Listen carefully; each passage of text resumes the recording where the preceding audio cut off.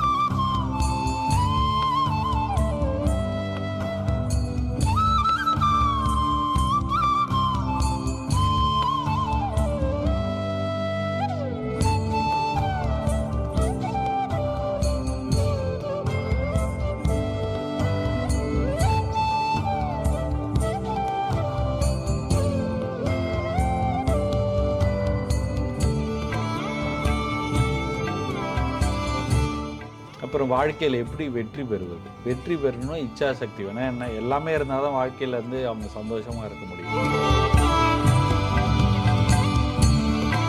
நான் ஏற்கனவே சொன்னது போல் ஆண்கள், பெண்கள், எல்லா இனத்தவர், மதத்தவர், குடும்பத்தில் இருக்கலாம், அவர் தனிநபராக இருக்கலாம், இல்லை சன்னியாசிகளாக இருக்கலாம்.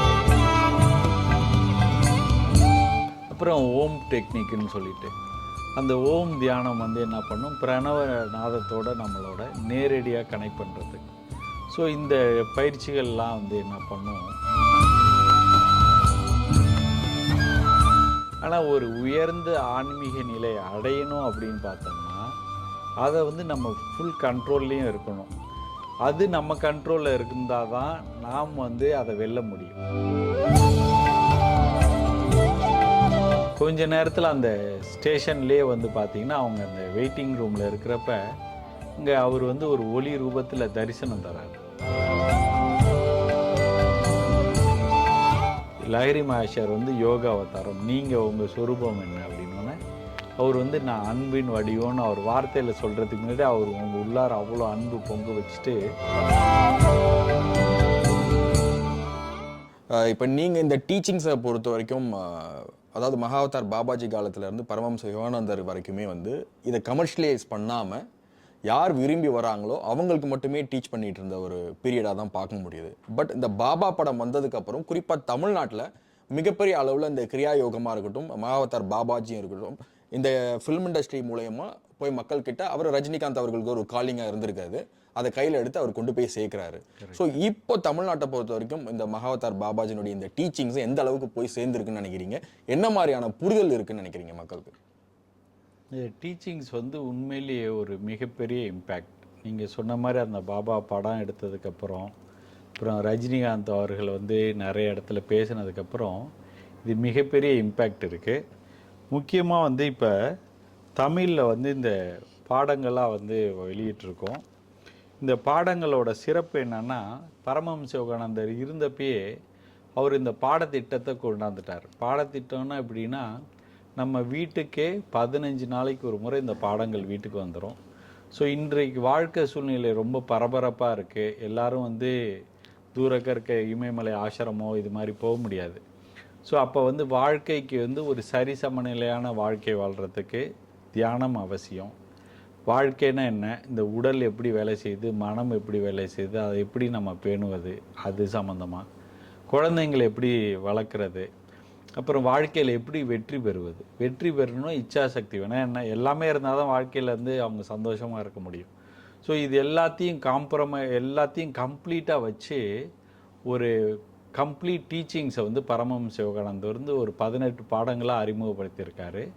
அதில் வந்து பார்த்திங்கன்னா மரணத்துக்கு பின்னாடி என்ன வாழ்க்கை, அப்புறம் நம்ம உடலில் இருக்க ஒவ்வொரு சக்கராகள்லாம் எப்படி வேலை செய்யுது, அந்த குண்டலினி சக்தி போகிறப்ப அது என்னென்ன மாற்றங்கள் நமக்குள்ளே ஏற்படுத்தும், அப்புறம் இறைவனை வந்து சுலபமாக அடைவதற்கு எப்படி நம்ம பிரார்த்தனை செய்யணும், இது மாதிரி எல்லாமே இந்த பாடங்களில் இருக்குது. அதே போல் வந்து ஒரு குரு சிஷ்ய உறவு எப்படி இருக்கணும், அதுக்கான முக்கியத்துவம் என்ன, அப்புறம் வந்து வாழ்க்கைனா என்ன, எப்படி நம்ம வாழணும், சந்தோஷமான வாழ்க்கைனா என்ன. ஏன்னா நம்ம பணம் சம்பாதிக்கிறோம், சில சமயத்தில் சந்தோஷம் இல்லை. இப்போ இல்லை ஒரு புகழில் வந்து ஒரு உச்சகத்தில் இருக்கோம், நிறைய ஒரு பதவி எல்லாமே இருக்குது, ஆனால் ஒரு வெற்றி அப்படின்றது வந்து முழுமை இல்லை. இப்போ அந்த முழுமையான வெற்றி எப்படி பெறுவதுன்னா, உள்ளுக்குள்ளே இருக்க இறைவனையும் பெற்று நம்ம வாழ்க்கையில் வெற்றி பெறணும். அதனால் இறைவனை பெறணுன்றதுனால எல்லாத்தையும் திறந்துட்டு வரணும்னு அவசியம் இல்லைன்றது தான் இந்த யோகதா சத்சங்க சொசைட்டி ஆஃப் இந்தியாவோடது. இப்போ இந்த பாடங்கள் வந்து 18 பாடங்கள் வீட்டுக்கே வந்துடும். இந்த பாடங்கள் தமிழில் வந்ததுக்கப்புறம் தமிழ்நாடு ஃபுல்லாக நல்ல ரீச் இருக்குது. உண்மையை சொல்ல போனோம்னா ஒரு கிராம அளவில் இருக்க பரமக்குடி, ராமநாதபுரம், அப்புறம் வந்து ஒரு சின்ன சின்ன ஊர்கள்லேருந்து பெரிய பெரிய நகரங்கள் வரைக்கும் நல்ல ரீச் இருக்குது. அதுவும் வந்து இப்போ தமிழ்நாட்டிலே இந்த ஆசிரம் வேறு இருக்குது, அதனால் மக்கள் அதை வந்து பயன்படுத்தி கொள்ளலாம். ஓகே, இப்போ இந்த கேள்வியினோட அடிப்படையாக இன்னொரு கேள்வி நான் கேட்குறேன்.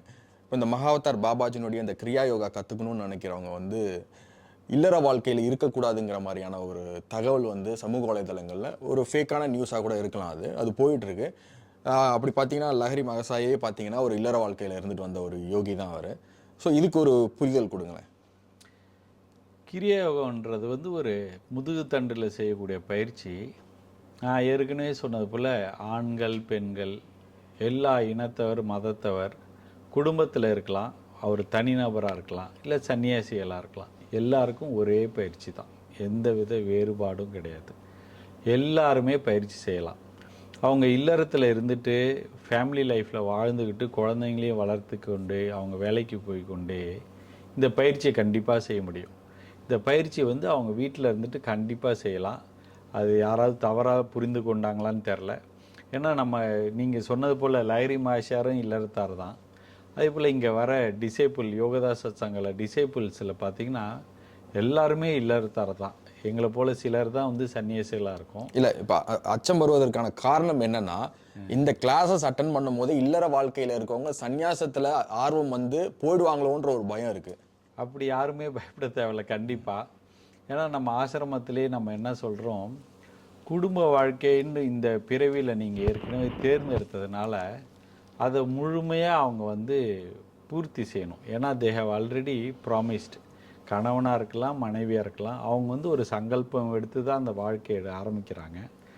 அதை எப்படி சிறப்பாக வாழ்வது, அந்த குடும்பத்தில் எப்படி ஒரு சந்தோஷத்தை ஏற்படுத்துது அப்படின்றதான். இப்போ இந்த பயிற்சியில் என்ன சிறப்பு வரும்னா, இந்த பயிற்சி பண்ண அவங்களுக்குள்ள ஒரு அமைதி வரும். அமைதி வந்து இன்னும் அவங்க ஆழ்ந்து பயிற்சி பண்ணிக்கிட்டே போகிறப்ப அவங்களுக்குள்ள இந்த இறைவன் வந்து ஒரு அமைதி ரூபத்திலேயோ பேரமைதி, பேரானந்தம், இல்லை பேரன்பு மூலம், இல்லை ஒரு தரிசனம், எந்த ரூபத்தில் வேணால் தரிசனம் தரலாம். ஸோ அந்த அனுபவம் கிடைக்க கிடைக்க அவங்களுக்குள்ள ஒரு அமைதி ஆனந்தம் இருக்கும். அந்த அமைதி ஆனந்தத்தை வந்து என்ன பண்ணுவாங்க அவங்க குடும்பத்தில், ஏன்னா உள்ளுக்குள்ள அமைதி இருக்கிறதுனால குடும்பத்திலே அந்த அமைதி ஆனந்தத்தோடு எல்லாத்தையும் டீல் பண்ணுவாங்க. ஸோ இதனால் அவங்க குடும்பத்தில் வந்து கண்டிப்பாக ஒரு அமைதி ஏற்படும். அந்த குடும்பத்திலேயே அமைதி இருக்கிறதுனால அவங்க விட்டுட்டு போகணுன்னு யாரும் நினைக்க மாட்டாங்க. ஸோ அதனால் இதை வந்து யாரும் அப்படி தவறாக புரிஞ்சுக்க வேண்டிய அவசியம் கிடையாது. ஓகே, நாம் இப்போ 21st செஞ்சுரியில் இருக்கோம். இன்னும் வரக்கூடிய காலங்களில் ஃபிசிக்கல் இல்னஸை காட்டிலும் மென்டல் இல்னஸ் அதிகமாகும். சைக்காட்ரிக் மாதிரியான விஷயங்கள் வந்து ஆங்ஸைட்டி, டிப்ரெஷன் மாதிரியான மனக்குழப்பங்கள் அதிகரிச்சுட்டே போகிறத நம்ம பார்க்க முடியுது. நம்ம இந்த யோகா சத்சங் சொசைட்டியில் அந்த மாதிரியான இல்னஸ்க்கு என்ன மாதிரியான ப்ரிகாஷன்ஸ் எடுக்கிறோம், மெஷர்மெண்ட்ஸ் எடுக்கிறோம்? ஃபைன். ஸோ இந்த டீச்சிங்ஸ் எல்லாமே நான் ஏற்கனவே சொல்ல மாதிரி பல வகையாக இருக்குது. ஒன்று வந்து மைண்டை பற்றி எப்படி நம்ம புரிஞ்சுக்கொள்ளான்ட்டு இருக்குது, பாடியை எப்படி நம்ம மெயின்டைன் பண்ணலாம், அப்போ விரதம் இருக்கணும், எப்படி ஃபுட்டு நம்ம சாப்பிட்ணும், 3 நாள்னால் எப்படி நம்ம வந்து கண்ட்ரோல்டு எப்படி பண்ணி சாப்பிட்லாம், 1 வீக் நீங்கள் சாப்பிட ஃபாஸ்டிங் பண்ணோம்னா எப்படி பண்ணலாம். ஸோ இது மாதிரி இந்த பாடங்களில் வரும். அது மட்டும் இல்லாமல் இந்த கிரியா யோகத்தோட இன்னும் ஒரு 3 முக்கியமான பயிற்சி இருக்குது. சக்தியூட்டும் உடற்பயிற்சி.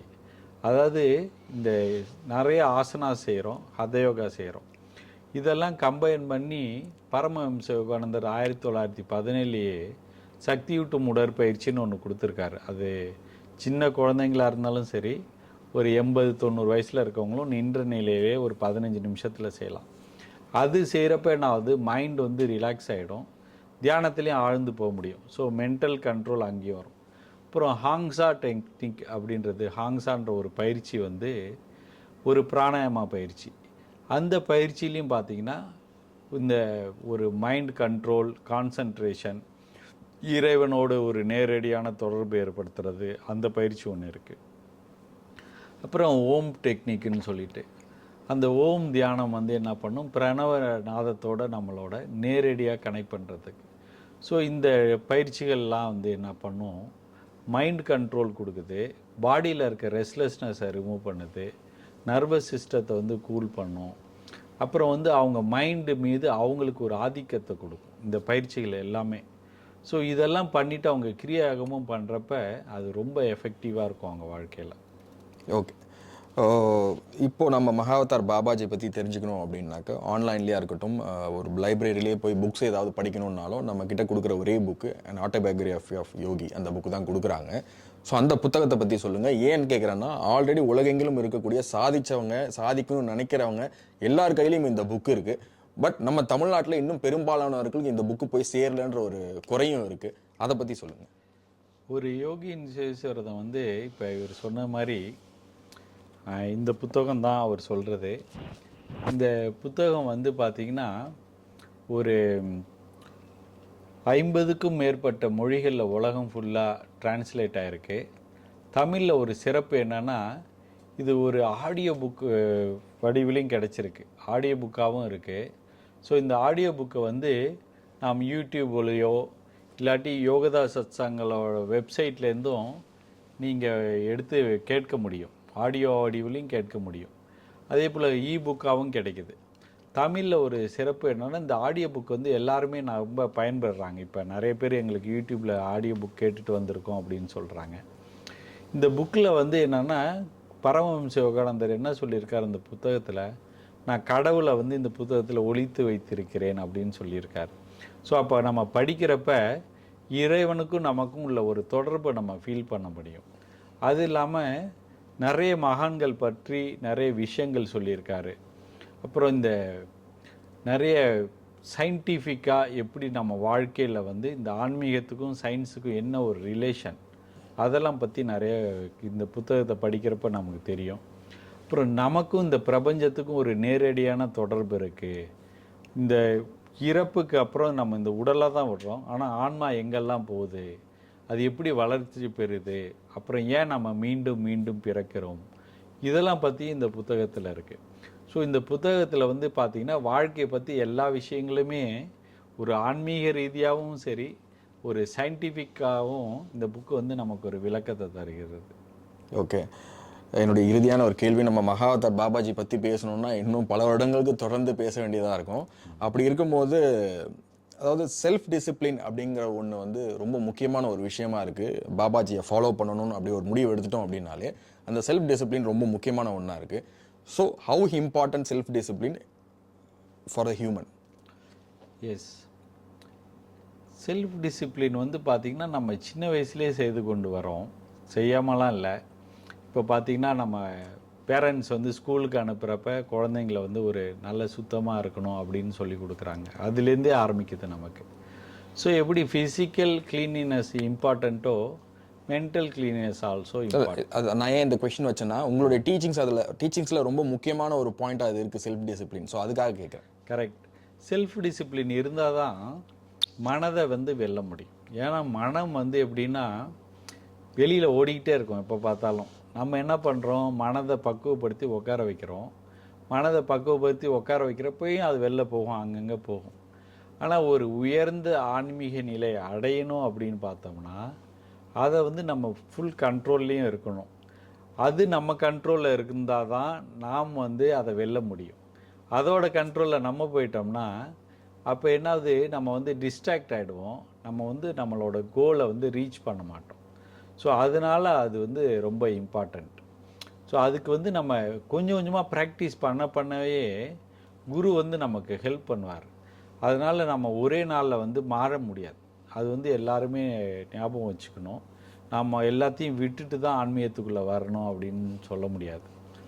பரமஹம்ச யோகானந்தர் வந்து ஒரு சீடர்கிட்ட சொல்லியிருக்காரு.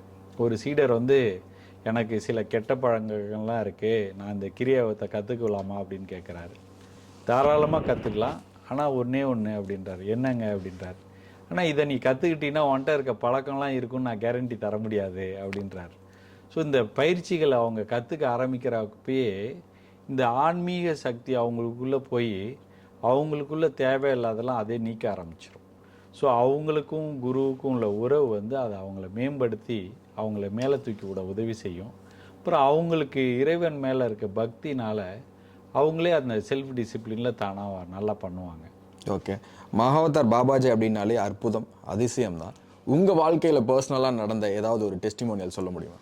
ஸோ அதிசயம் அப்படின்னா எனக்குன்னு மட்டும் இல்லை, நிறைய பேர் வாழ்க்கையில் நடந்திருக்கு. ஸோ அதிசயங்களை பற்றி அவர் அதிகம் சொல்கிறத விட மகாவதார் பாபாஜியோட உண்மையான சொரூபம் அப்படின்னா அன்பு. அவரே வந்து சொல்லியிருக்காரு. இப்போ வந்து லஹரி மாஷார் வந்து பேரானந்தம் அப்படின்னு சொல்லலாம். அப்புறம் யுக்தேஸ்வர் வந்து அவர் வந்து பார்த்திங்கன்னா விஸ்டம், ஞான அவதாரம் அப்படின்னு சொல்கிறோம். அப்போ வந்து தயமாதாஜின்னு பரமஹம்ச யோகானந்தரோட சீடர், அவங்க இங்கேருந்து ஒரு முறை மகாவதார் பாபாஜி குகைக்கு போகணுன்னு போயிட்டுருக்காங்க.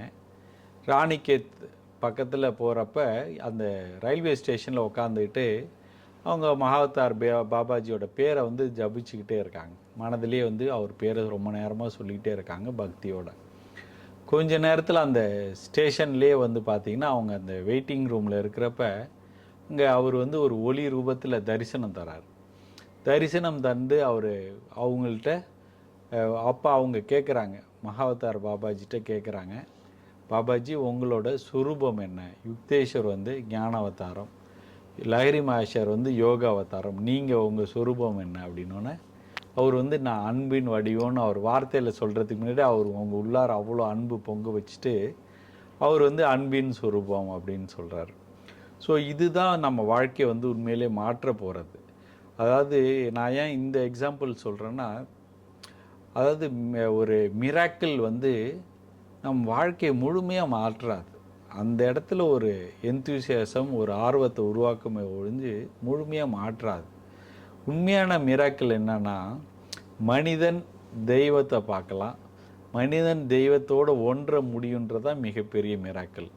அது வந்து அந்த பேரன்பு தான் நமக்கு பண்ணும். இப்போவும் பாபாஜி வந்து ஒரு முக்கியமான விஷயத்தை அவங்க தயமாதாஜிகிட்ட சொல்கிறாரு. தேமாது கேட்குறாங்க, இது மாதிரி இவ்வளோ தூரம் வர வேண்டியது இருக்குது இமயமலைக்கு அப்படின்னு. இப்போ அவர் என்ன சொல்கிறாரு, என் மீது யாரெல்லாம் அன்பு வச்சுருக்காங்களோ, என்னோட பேரை வந்து பக்தியோட யாரெல்லாம் ஒரு முறையோ இல்லை எத்தனை முறை கூப்பிட்டாலும் அவங்களுக்கு உடனே என்னோட ஆன்மீக ஆசி வழங்குகிறேன்.